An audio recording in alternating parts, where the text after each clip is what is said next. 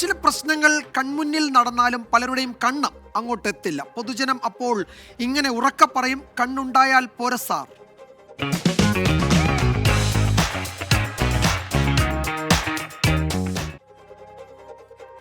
Football tournament കാണാനെത്തിയ മന്ത്രിയോട് ആൾക്കൂട്ടം road ശരിയാക്കി തരാൻ വിളിച്ചു പറഞ്ഞു. ഗതികെട്ടാൽ പിന്നെ എന്തു വഴിയെന്നാണ് കൂവൽ പ്രതിഷേധക്കാർ പറയുന്നത്. പാലക്കാട് തൃത്താലയിലാണ് ഈ സംഭവം. മന്ത്രി MP രാജേഷിനോടാണ് ആൾക്കൂട്ടം തങ്ങളുടെ പ്രതിഷേധം അറിയിച്ചത്.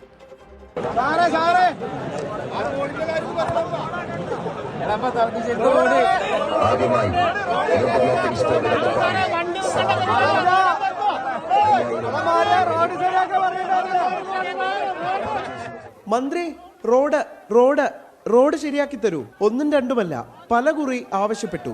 മന്ത്രി കണ്ട ഭാവം നടിച്ചില്ല. ചിലപ്പോൾ കേട്ടിരിക്കാനും വഴിയില്ല. കുറ്റം പറയാനാകില്ല.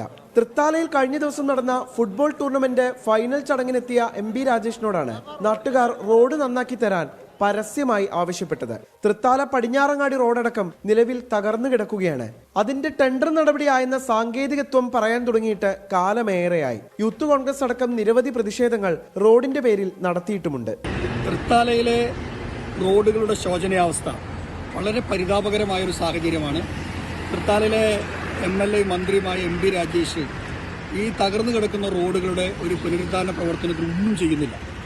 2021 ഡിസംബർ മാസം അദ്ദേഹം പറഞ്ഞതാണ് തൃത്താല എല്ലാ പ്രധാനപ്പെട്ട റോഡുകൾക്കും വേണ്ടി കോടിക്കണക്കിന് രൂപ അനുവദിച്ചു എന്ന്. പക്ഷേ ഒന്നും ആയിട്ടില്ല. അതുകൊണ്ട് ജനങ്ങൾ വല്ലാത്ത പ്രതിഷേധത്തിലാണ്. എന്തായാലും തദ്ദേശ തെരഞ്ഞെടുപ്പ് അടക്കം വരാനിരിക്കെ റോഡിന്റെ കാര്യത്തിൽ മന്ത്രി കൂടിയായിട്ടുള്ള MLA എന്ത് നടപടി സ്വീകരിക്കുമെന്നുള്ളത് നിർണായകമാകും. പരസ്യ പ്രതിഷേധത്തിന് ഫലമുണ്ടാകുമോ എന്നറിയാനുള്ള കാത്തിരിപ്പിലാണ് തൃത്താലക്കാരിപ്പോൾ. 24 പാലക്കാട്. പൊതുജനം കഴുതയല്ല സാറേ, റോഡ് എന്ന് പറഞ്ഞത് മന്ത്രി കേട്ടോ ആവോ? കേട്ടെങ്കിൽ എന്തെങ്കിലും പരിഹാരം ഉണ്ടാകുമായിരിക്കും.